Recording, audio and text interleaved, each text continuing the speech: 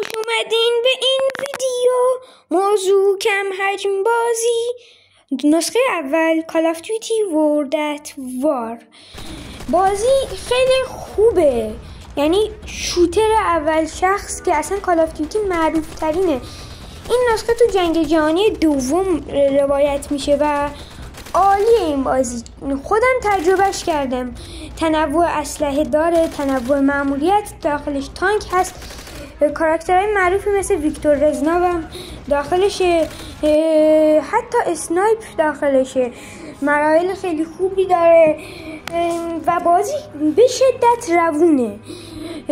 و با اینکه این بازی داخل سال 2008 اومده بود، خیلی گرافیکش خوبه و به خوبی میتونه خرابی هایی که جنگ به بار میاره رو نشون بهتون بده که چطوری کشورها با هم میجنگن و به جز خرابی چیزی به بار نمیارن.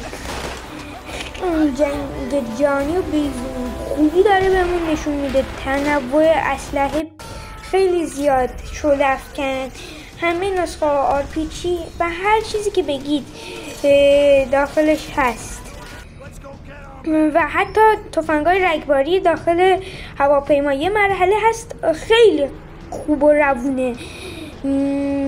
باید هواپیمای دشمن رو بزنید با رگباری از روی هواپیمای دیگه و خیلی خوبه. و پایان بازی هم یه پایانیه که واقعا براش زحمت میکشید که بهش برسید. پرچم رو میزنید و مال خودتون میکنید منطقه رو. و دیگه این بازی بی‌نظیره. کم حجمش هم 9 گیگ، حجمش هم 5 گیگ و GTA 3 Definitive Edition.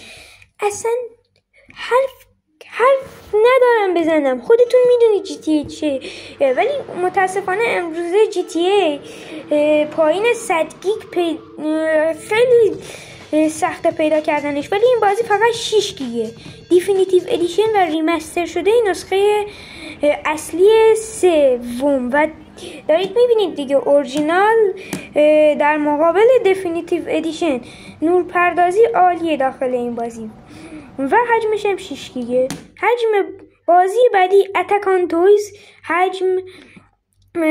حجمش هم که 900 میگه. کلن بازی عالیه. میتونید شما فرمانده داخل این بازی، سرباز میتونید اسپان کنید با واحد پول بازی یعنی پلاستیک.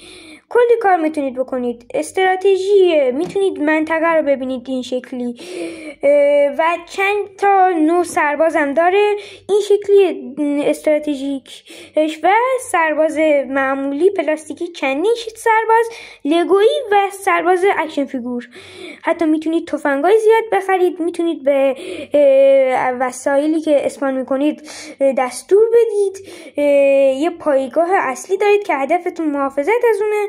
باید دشمنا رو نابود کنید. مپای زیاد داره و میتونید بیلد کنید وسط بازی، امتیاز بگیرید و حتی مپ درست کنید و حالت اول شخص داره. حتی با کابل لن میتونید چند نفره هم بازیش کنید. بیلد کردن در این بازی خوبه. اسنایپ داره اول شخص، حتی بخش زامبی داره. این بازی رو به شدت پیشنهاد میکنم. خدافظ.